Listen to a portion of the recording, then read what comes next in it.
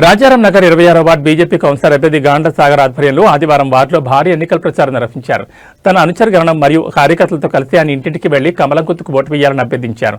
ఈ సందర్భంగా సాగర్ మాట్లాడుతూ వార్డు ప్రజల నుంచి తనకు అపూర్వ స్పందన లభిస్తోందని, పూర్తి మద్దతు తనకే ఉందని ధీమా వ్యక్తం చేశారు.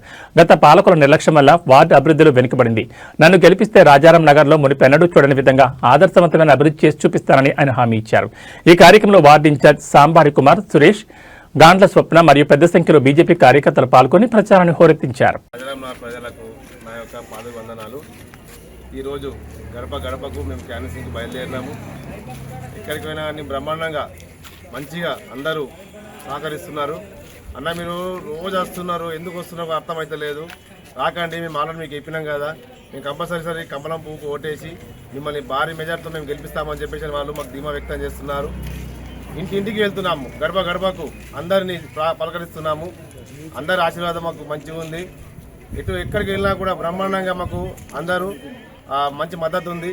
కంపల్సరీ కమలం పువ్వుకు ఓటేసి అన్న మేము గెలిపించుకుంటామని చెప్పేసి భారీ మద్దతు మంచిగా ఉంది.